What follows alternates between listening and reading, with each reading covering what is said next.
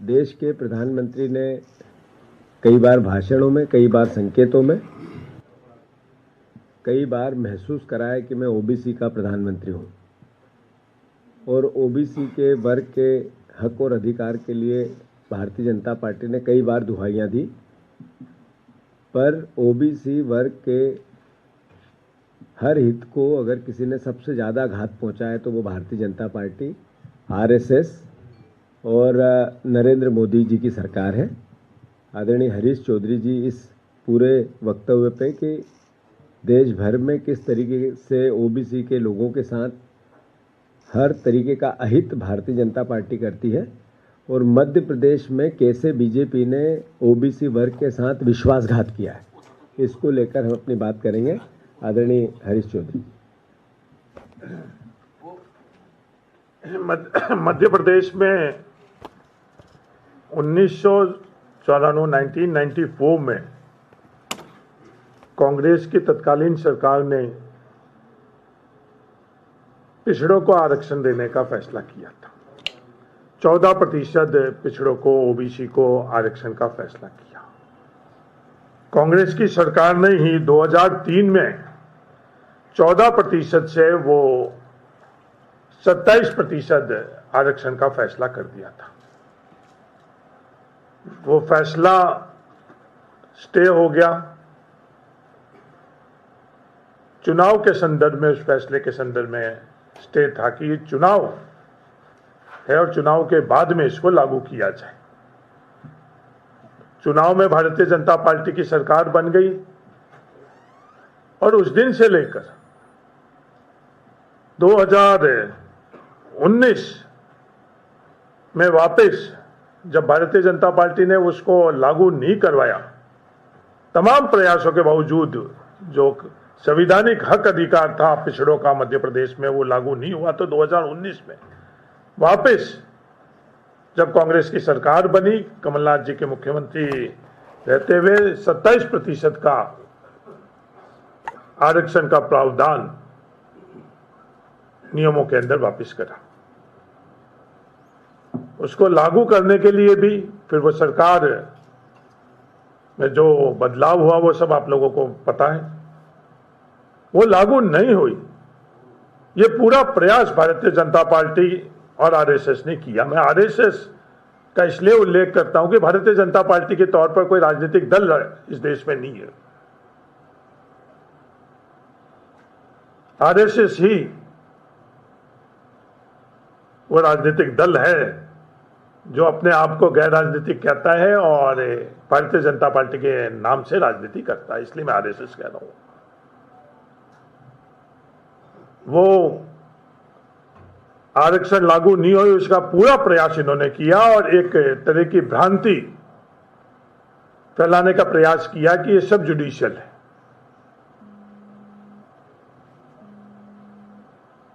Supreme court ने 28 जनवरी 2025 के अंदर फैसला किया और जो जनहित याचिका लगी हुई थी उसको खारिज किया। 27% आरक्षण के संदर्भ में उसके खिलाफ जनहित याचिका लगा रखी थी। उसके बावजूद भी मध्य प्रदेश की सरकार ने 27% आरक्षण ओबीसी का लागू नहीं किया। 25 जून को वापस सुप्रीम कोर्ट ने फैसला दिया कि 27% आरक्षण पर कोई स्थगन नहीं है, वो इसे लागू क्यों नहीं किया जा रहा है। इस तरह की टिप्पणी सुप्रीम कोर्ट ने की। उसके बावजूद भी मध्य प्रदेश के अंदर ये 27% का आरक्षण लागू नहीं हो रहा है। आरक्षण लागू नहीं होने के कारण मध्य प्रदेश के पिछड़ों को जो संवैधानिक हक और अधिकार है उससे वंचित रखा जा रहा है। कांग्रेस पार्टी ने न्यायिक लड़ाई के अंदर भी जो कुछ बन पाया वो किया और अब आने वाले वक्त के अंदर इसको लागू करने के लिए भारतीय जनता पार्टी की सरकार को विवश करेगी। सिर्फ आरक्षण के संदर्भ में ही नहीं, हर तरफ से पिछड़ों के साथ चोट की जा रही है। मध्य प्रदेश के अंदर लगातार प्रयास और मांग के बावजूद भी आज भी विभागों के अंदर रोस्टर नहीं बना है। रोस्टर नहीं बनने के कारण मध्य प्रदेश के अंदर जो आरक्षण के माध्यम से जो आरक्षित सीट है वो भी पूरी नहीं दर्शाई जाती है, वो भी हर भर्ती के अंदर उसके अंदर भी त्रुटियां रहती है। इस तरह से कई और दिशाओं से ये प्रयास किया जा रहा है मध्य प्रदेश के अंदर पिछड़ों को कैसे दबाया जाए, पिछड़ों के हक और अधिकार को कैसे कुचला जाए। मैं आदरणीय जीतू पटवारी जी से निवेदन करता हूं कि वो मध्य प्रदेश के पिछड़ों के संदर्भ में, विशेषकर आरक्षण के संदर्भ में जो हालात बना चुके हैं भारतीय जनता पार्टी, उसको आज आपके माध्यम से पूरे देश को बताए। आदरणीय साथियों, हरीश जी ने जो मोटे मोटे बात बताई है कि किस तरीके से 2025-26 तक भारतीय जनता पार्टी ने पिछड़ों के हक और अधिकार की अनदेखी की और श्रेय लेने की कोशिश की। 50% से ज़्यादा आबादी ओबीसी की है मध्य प्रदेश में। दिग्विजय सिंह जी ने 94 में 14% पहली बार आरक्षण दिया, फिर 2003 में उन्होंने 27% आरक्षण की पहल की। उमा भारती की सरकार 2004 में बनी। जब से लगातार बीजेपी की सरकार मोटे तौर पे 1.5 साल छोड़ दे तो है, कोई बीजेपी ने इसके लिए प्रयास नहीं किया। जो 1.5 साल 2019 में 18 में कांग्रेस की सरकार आई, कमलनाथ जी की सरकार आई, उन्होंने आरक्षण के लिए अध्यादेश लेके आ गए। 27% आरक्षण ओबीसी को मिलना चाहिए। उसके अगेंस्ट बीजेपी का जो स्लीपर सेल है कोर्ट गया। कोर्ट ने निर्देश दिए कि कानून बनना चाहिए। उसके साथ ही हमने कानून बनाया, कानून विधानसभा से पास करवाया। ये श्रेय अगर किसी एक पार्टी को मिलता है तो कांग्रेस पार्टी को, और एक मुख्यमंत्री को मिलता है तो कांग्रेस के कमलनाथ जी को मिलता है। 2019 से लेके कोविड आया, फिर हमारी सरकार चली गई। उसके बाद लगातार शिवराज जी ने ओबीसी के हक और अधिकार के भाषण दिए, बातें की, अलग अलग तरीके से लोगों को, ओबीसी के साथियों को भ्रम फैलाने की कोई प्रयास में कमी नहीं की। जब 8 मार्च 2019 के बाद 9 मार्च 2019 को आनंदीबेन ने इसको पास कराया, सिग्नेचर किया। 2019 जुलाई 2019 में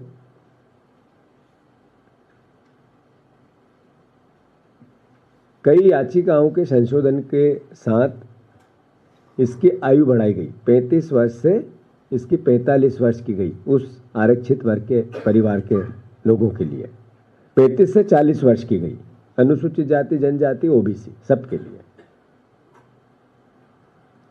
बीजेपी ने हर बार ओबीसी समुदाय के साथ विश्वासघात किया। शिवराज सिंह चौहान, मोहन यादव कानून कैसे लागू न हो इसके लिए पिछले दरवाजे से लगातार प्रयास करते रहे। इनके सरकारी वकील कोर्ट में खड़े ही नहीं हुए कई तारीखों पे सरकार का पक्ष लेके, जिससे तारीखें बढ़ाते रहे। फिर जनता में भ्रम फैलाया, खासकर ओबीसी के छात्रों में भ्रम फैलाया कि कोर्ट ने निर्देश दिए हैं कि 14% से 27% आरक्षण अभी नहीं करना है। आरक्षण लागू हो जाए, कानून लागू हो जाए, पर उतने प्रतिशत लोगों का जो भर्तियां हैं वो रोक दो।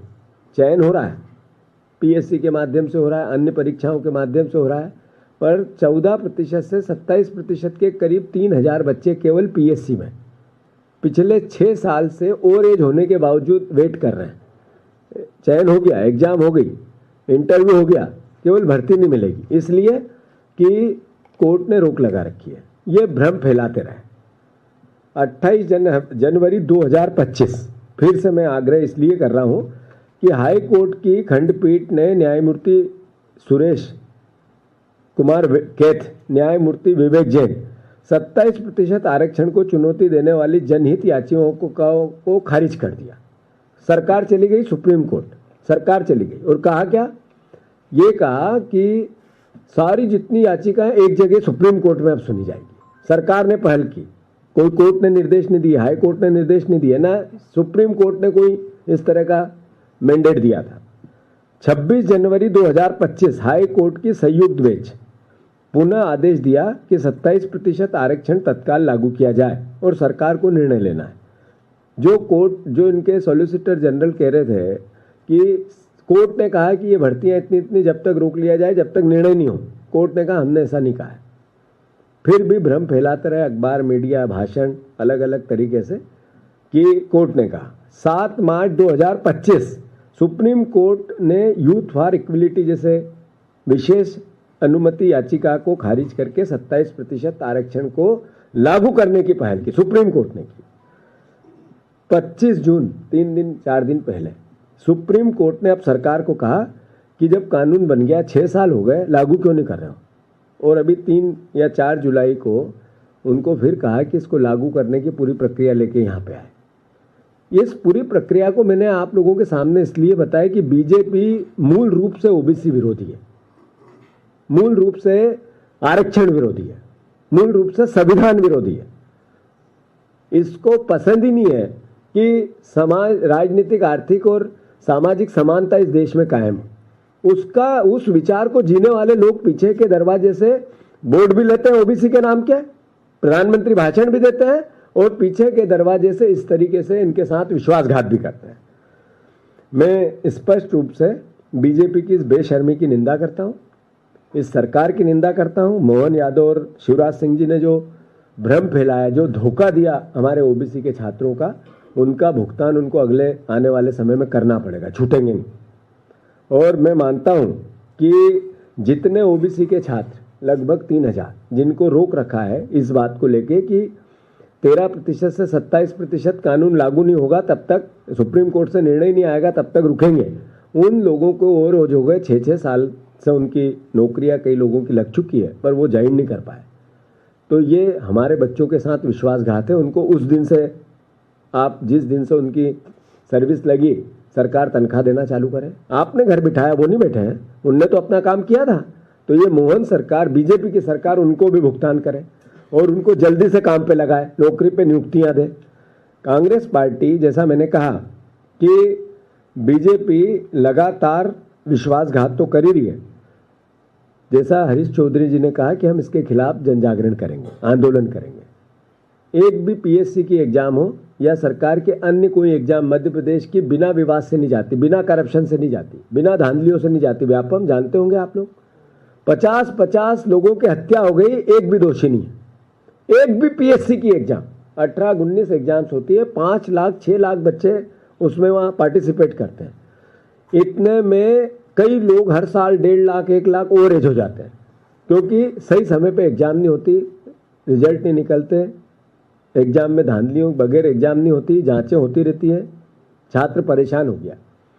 एक ऐसा काम जो आर्थिक घोटाला करता है कोई संस्थान, कोई व्यक्ति, कोई सरकार, ये बच्चों के भविष्य के साथ इंटेलेक्चुअल घोटाला करते हैं, क्राइम करते हैं। अपने विचारिक रूप से अपने लोगों को विचारधारा के हिसाब से नियुक्तियां कैसे मिले, इंटरव्यू में इस तरह की धांधलियां आए दिन 65% 50% लोग वही लगेंगे जो धांधलियों के थ्रू आएंगे। ये भारतीय जनता पार्टी के चरित्र का हिस्सा बन गई। तो मैं फिर से, हमारी मांग है कि तत्काल कार्रवाई करके 27% आरक्षण लागू हो। वो बच्चे जिनको 6 साल से आपने यातनाएं दी, उनको तत्काल उनकी नियुक्तियां एकदम क्लियर करें। उनको, उन्हीं बच्चों को जो 6 साल से आप लोगों ने मेहनताना रोक रखा, उनकी जितनी भी तनख्वाह बनती वो दें। तीसरी, सरकार शिवराज सिंह चौहान और मोहन यादव प्रदेश से माफी मांगे।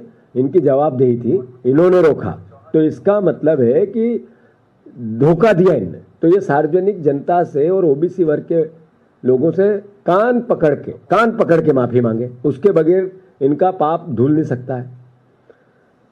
और पारदर्शिता, जैसा मैंने कहा, 27% आरक्षण को लेकर आना चाहिए।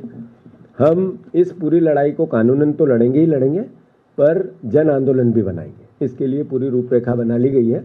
दिल्ली से इस बात को इसलिए उठाया जा रहा है कि जैसा धोखा मध्य प्रदेश में शिवराज सिंह चौहान और मोहन यादव दे रहे हैं, वैसा ही धोखा भारतीय जनता पार्टी की पूरी चाल, चरित्र और चेहरा नरेंद्र मोदी का देश में भी दे रहा है। आदरणीय, मैं सर से आग्रह करता हूं कि हमारे ओबीसी सेल के राष्ट्रीय अध्यक्ष हैं, वो अपनी बात कहें।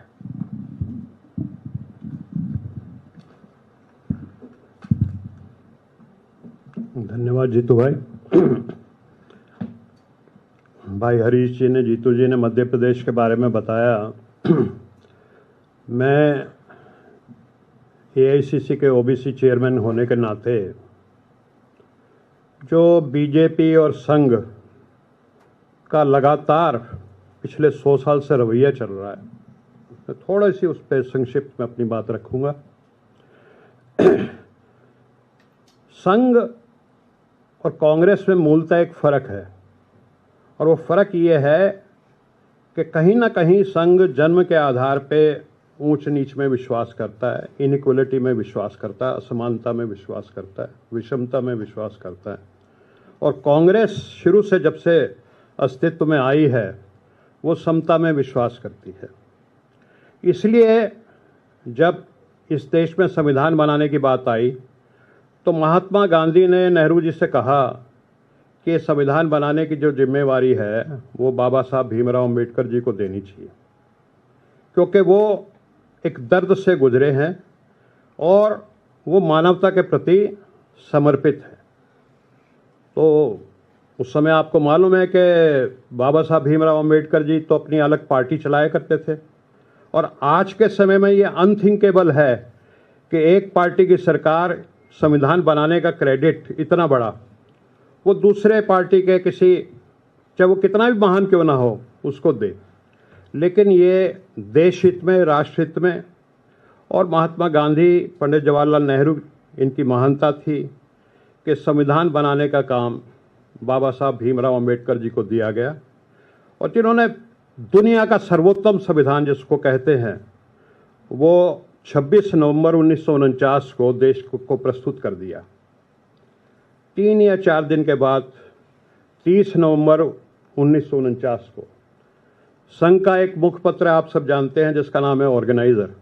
उसमें जो उस समय के गुरुजी थे उन्होंने एक एडिटोरियल लिखा और बाबा साहब के संविधान की धज्जियां उड़ाने की कोशिश की। उन्होंने कहा कि इसमें भारतीयता नाम की कोई चीज़ नहीं है, और ये संविधान जो है ये मनुस्मृति पे आधारित नहीं है, और हम इसको नहीं स्वीकार करते।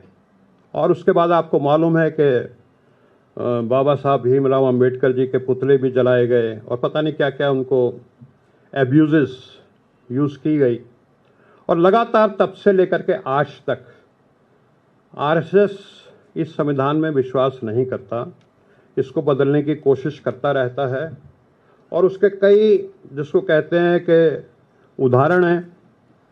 1993 में जब बीजेपी के अध्यक्ष थे मुरली मनोहर जोशी जी, तो एक सभा में गए और उन पे आंध्र प्रदेश में सभा हो रही थी, और उन्होंने कहा कि इस संविधान को फिर से बदलने की ज़रूरत है। अटल बिहारी वाजपेयी, उनकी जब सरकार बनी तो उन्होंने अपनी सरकार में एक संविधान समीक्षा कमेटी बनाई संविधान बदलने के लिए। और आपको पता है कि तरह तरह की याचिकाएं लगती रहती हैं। इनके जो मोदी जी के अभी हाल में आर्थिक सलाहकार थे विवेक देवराय जी, उन्होंने भी एक लंबा चौड़ा आर्टिकल लिखा। अब संविधान को लागू ना करने का एक मैं बहुत ग्लेरिंग एग्जाम्पल आपके सामने रखने जा रहा हूं।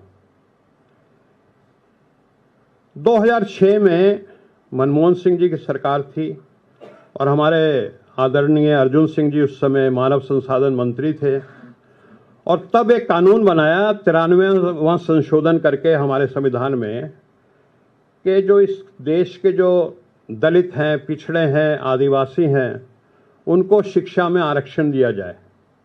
और ये कानून बना कि सरकारी और निजी संस्थान दोनों के लिए। तो निजी संस्थान के कुछ लोग जो थे वो तो कोर्ट कचहरी में चले गए, जिनको इससे कहीं आर्थिक नुकसान दिख रहा था। लेकिन जो सरकारी, जैसे दिल्ली यूनिवर्सिटी हैं, आईआईटी है, आईआईएम है, वहाँ पे ये आरक्षण तुरंत लागू हो गया। और कोर्ट के फैसलों में देरी लगती है। अल्टीमेटली 29 जनवरी 2014 को सुप्रीम कोर्ट ने फैसला कर दिया कि आर्टिकल 15(5) जो निजी संस्थानों में आरक्षण का आपको सुविधा देता है SC ST OBC को, वो बिल्कुल संविधान सम्मत है, उसको जायज़ ठहराया गया। अब आप जानते हैं कि 29 जनवरी 2014 के बाद आचार संहिता लागू हो जाती है और देश में चुनाव का माहौल बन जाता है और 2-3 महीने बाद बीजेपी संग मोदी जी की सरकार आ जाती है और इस बात को 11 साल हो चुके हैं। 11 साल से जो इस देश के जो दलित हैं, पिछड़े हैं, आदिवासी हैं, जो उनको आरक्षण मिलना चाहिए था निजी संस्थानों में, और निजी संस्थान आजकल बहुत महत्वपूर्ण है क्योंकि शिक्षा का निजीकरण हो चुका है, वो आज तक 11 साल से दलितों, पिछड़ों, आदिवासियों के अधिकारों पे ये सरकार कुंडली मार के बैठी हुई है, वो आज तक नहीं मिला। तो इस सरकार से समता का उम्मीद करना और कि सब मानव को, ये सब नागरिकों को बराबर मान के चलेंगे, ये उम्मीद करना बिल्कुल बेकार है। और संक्षिप्त में अभी 2-3 दिन पहले जो ये समाजवाद और धर्मनिरपेक्षता के ऊपर सवाल उठाए गए, तो मैं छोटा सा उसमें एक रखना चाहता हूँ कि समाजवाद और धर्मनिरपेक्षता जो हमारा संविधान है उसकी आत्मा है और इनकी कोशिश है उसकी आत्मा को ख़त्म करना। और शहीद आजम भगत सिंह, चंद्रशेखर आज़ाद, अशफाक उल्लाह खान, पंडित राम प्रसाद बिस्मिल, उन्होंने एक संगठन बनाया था जिसका नाम था रिपब्लिकन सोशलिस्ट एसोसिएशन। तो उन्होंने सोशलिस्ट अपना नाम क्यों रखा उसमें? क्या वो देश हित में नहीं था? नेताजी सुभाष चंद्र बोस, जो उनका विजन था देश के लिए, उसमें वो नेशनल सोशलिज्म की बात करते थे। राम मनोहर लोहिया, जिनके कंधों में बैठ करके बीजेपी यहाँ तक पहुंची, जिनके साथ अलायंस कर करके और जिनकी पार्टियों के साथ यहाँ तक पहुंची, वो सोशलिस्ट पार्टी थी उनकी। और मैं आखिरी बात ये कहना चाहता हूँ कि होसबोले साहब और पता नहीं कौन कौन बोल रहे हैं, वो सब, उनको अपने पहले घर में झांकना चाहिए। ये वेबसाइट है बीजेपी की, bjp.org, और इसमें उनका एक चैप्टर है, उसका नाम है आवर फिलॉसफी, हमारी विचारधारा, ये जो भी कह लीजिए। और उसमें उन्होंने 5 निष्ठाओं का जिक्र किया है, बहुत अच्छा शब्द है, पंचनिष्ठा। और वो लिखते हैं, in its first convention BJP declared Panch Nishthas और 5 guiding principles that would guide its political path. और उसमें जो तीसरी निष्ठा उन्होंने लिखी है वो है commitment to Gandhian socialism, bracket में लिखते हैं Gandhian approach to socio economic issues leading to establishment of a samras samaj free from exploitation. तो इनकी खुद की वेबसाइट पे सोशलिज्म है, लेकिन वो कहते हैं कि संविधान से सोशलिज्म नहीं होना चाहिए। तो इस विषय पे कभी आगे चल के और लंबी बात करेंगे, लेकिन मैं सिर्फ इतना कहता हूँ कि संविधान की लगातार हत्या की जा रही है, जिसको कहते हैं सलामी कट, या Chinese method of killing by 1000 cut. जैसे आपने देखा चुनाव आयोग में चीफ जस्टिस की बजाय अपने ही कैबिनेट का एक मंत्री होगा सदस्य जो उसको डिसाइड करेगा। तो इस तरह की चीज़ों से लगातार इनसे ये उम्मीद करना कि संविधान की रक्षा करेंगे, उसका पालन करेंगे, वो बेकार है। लेकिन इस देश का दलित, पिछड़ा, गरीब, सवर्ण और आदिवासी वो इस संविधान पे आंच आने नहीं देगा, और कांग्रेस पार्टी इस संविधान को ये बिगाड़ने की कोशिश कर रहे हैं, उसको बिगड़ने नहीं देगी। इतना नहीं कहना है मुझे। धन्यवाद। जय संविधान। आदरणीय भूपेश बघेल जी से आग्रह है वो अपनी बात करें। इंदिरा भवन में पत्रकार वार्ता में उपस्थित आदरणीय मध्य प्रदेश के प्रभारी हरीश चौधरी जी, जीतू पटवारी जी और अनिल जैन जी, आज मध्य प्रदेश में जो आरक्षण के फैसले हुए हैं सुप्रीम कोर्ट में, उस पर आप सबसे चर्चा करने के लिए हम लोग उपस्थित हैं। भारतीय जनता पार्टी की चाल चरित्र चेहरा अब उजागर हो गया है। एक बार फिर से साबित हो गया है कि ओबीसी का चेहरा सामने रखकर लोगों के, खासकर ओबीसी के हितों पे ठगी करते हैं। 25 जून को फैसला आ गया कि इसमें कोई रोक नहीं है। 25 जून से आज 3 दिन हो गया, लेकिन भारतीय जनता पार्टी की सरकार के कान में जू तक नहीं रेंगी है। जिस प्रकार से अभी जीतू जी ने बताया कि 1994 में 14%, फिर 2003 में दिग्विजय सिंह के ही कार्यकाल में इसे 27% किया गया। लेकिन दुर्भाग्यजनक बात यह है कि ओबीसी के मुख्यमंत्री रही उमा भारती, ओबीसी के मुख्यमंत्री रहे चौहान साहब, और ओबीसी के अभी मुख्यमंत्री हैं मोहन यादव जी। लेकिन ये जो आरक्षण है उसको लागू इन्होंने नहीं किया। और जिस बहुत विस्तार से भाई जीतू पटवारी जी ने आप सबको बताया है, मैं उस विस्तार में नहीं जाऊंगा। लेकिन अभी स्पष्ट है कि सुप्रीम कोर्ट ने ये आदेश कर दिया है कि इसमें कोई बंदिश नहीं है, इसे सरकार लागू करे। जब विधानसभा में पारित हो गया, कोर्ट का आदेश हो गया, राज्यपाल के हस्ताक्षर हो गए, तो इम्प्लीमेंट करने में इसको कोताही नहीं करनी चाहिए। मैं इसी प्रकार से एक उदाहरण छत्तीसगढ़ का भी दूंगा, जिसमें 2022 में 2 दिसंबर 2022 को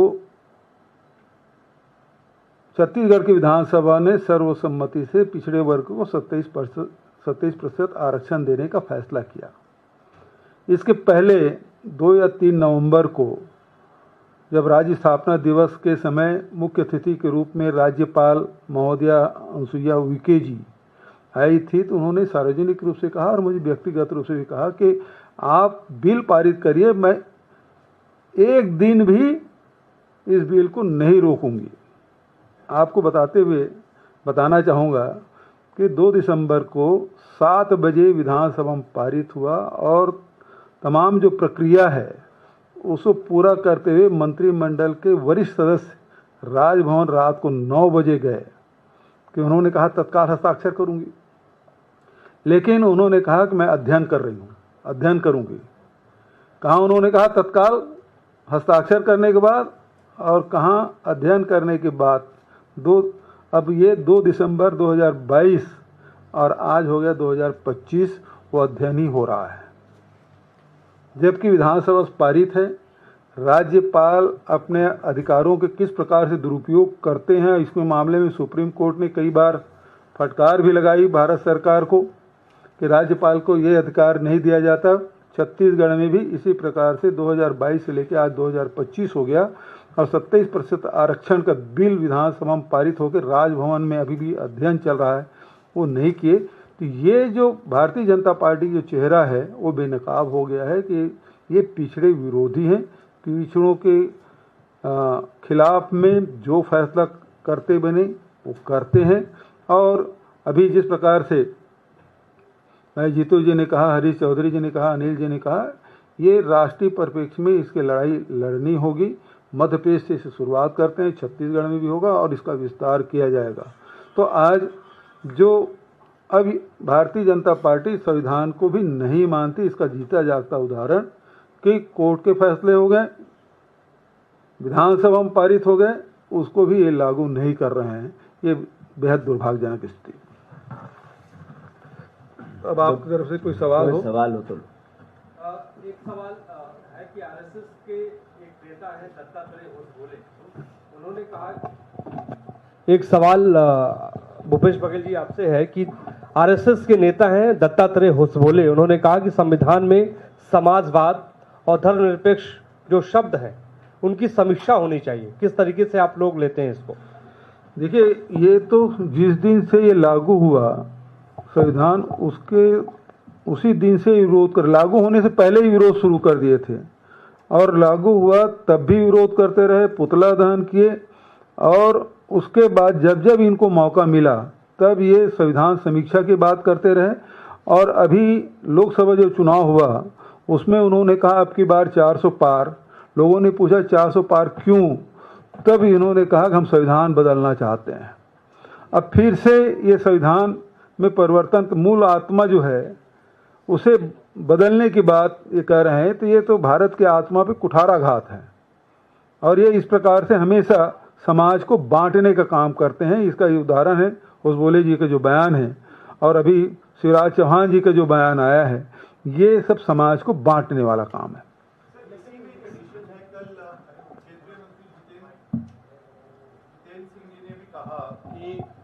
राइट थिंकिंग पर्सन जो भी होगा he will oppose secularism and socialist word from the constitution and hence it should be deleted.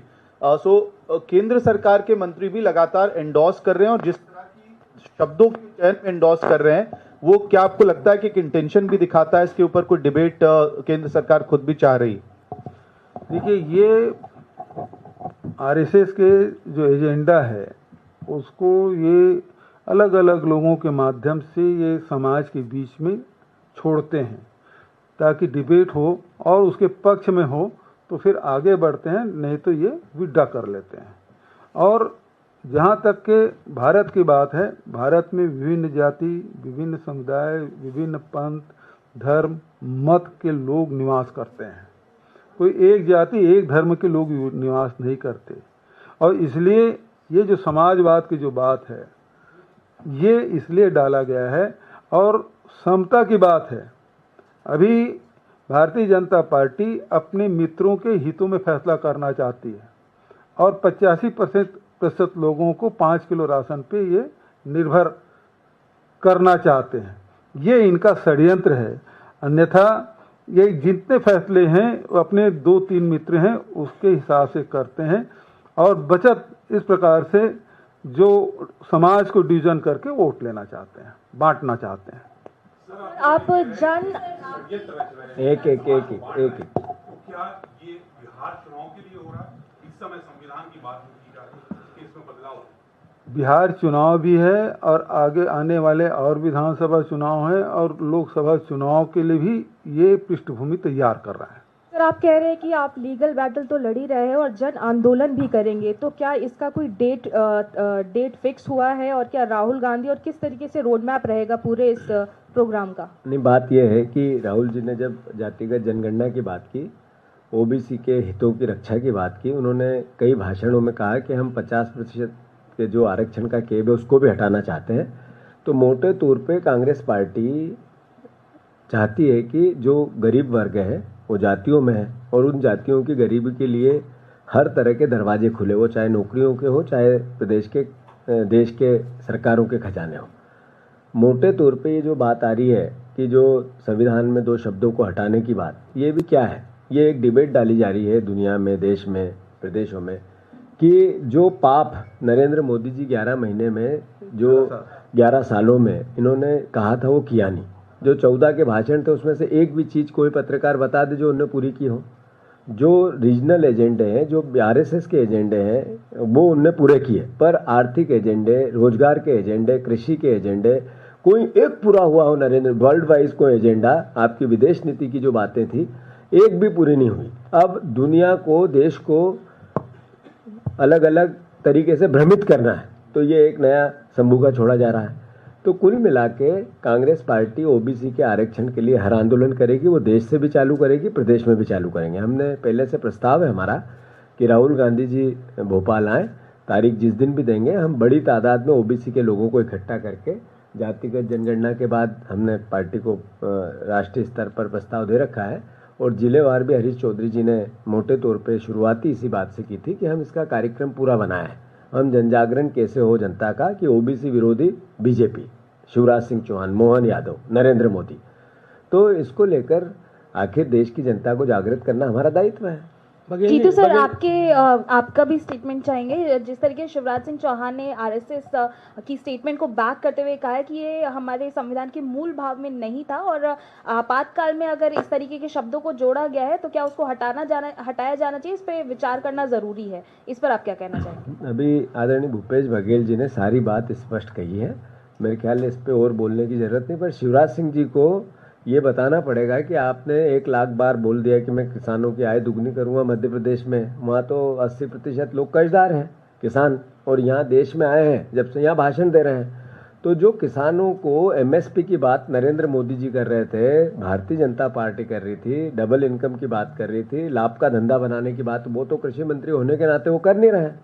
वहाँ तो वो भुट्टे खरीद रहे हैं और अब ये नई बात करने की कोशिश कर रहे हैं। तो ये मैं समझता हूँ कि देश के प्रति उनका एक तरह से वो धोखा दे रहे हैं। बघेल जी, मेरा सवाल आपसे है। बघेल जी, ये जो बयान आया है हसबोली जी का, ऐसे वक्त आया है जब चुनावी टाइमिंग है, बिहार की बात हो, बिहार की चुनावी टाइमिंग है, और ऐसे में संविधान को लेकर सही है आवाज आ रही है, बहस छेड़ी है उन्होंने। उनके बयान का जो मूल है, वो सबसे बड़ा बयान जो उसमें उन्होंने डाला है, उन्होंने कहा है कि जो यहाँ पर जो प्रस्ताव थे संविधान में समाजवादी और धर्मनिरपेक्ष शब्दों को 1975 के आपातकाल के दौरान 42वें संविधान संशोधन द्वारा प्रस्ताव में जोड़ा गया। ये उन्होंने कहा है कि इन शब्दों को प्रस्तावना से हटाया जाए, और क्योंकि ये मूल संविधान का हिस्सा नहीं थे जिसे बाबा अंबेडकर ने बनाया, यानी बाबा अंबेडकर का जो मूल संविधान है उसमें ये शब्द नहीं थे जिनको बाद में जोड़ा गया। भारतीय जनता पार्टी अभी जितना कवायद कर रही है वो अभी बिहार चुनाव को देख के कर रही है।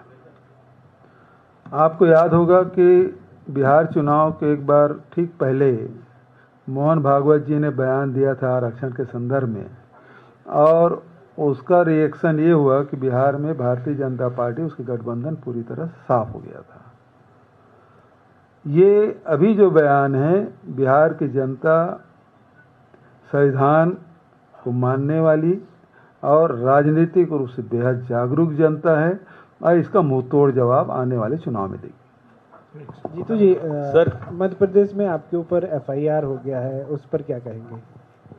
नहीं, वो मेडल है, अच्छा है, धन्यवाद उनको, साधुवाद, एफआईआर और करें, पर जिस इशू को लेके एफआईआर की, उस इशू का तो निराकरण करें। जो मुद्दा उठा था, जहाँ विपक्ष का दायित्व क्या होता है, जहाँ पर शोषण हो रहा है, जहाँ पे परेशानियाँ हैं, जहाँ जनता के हित की लड़ाई लड़नी है, वहाँ खड़ा रहे विपक्ष। सरकार का दायित्व होता है कि हम तो सरकार की मदद कर रहे हैं। मोहन यादव को संज्ञान में ला रहे थे, अगर उनको ऐसा लगता है कि संज्ञान में लाने का अपराध मानते हैं, एफआईआर करेंगे, तो उनको मैं धन्यवाद देता हूँ, उनका नागरिक अभिनंदन करूँगा और 4 कर दे। चलो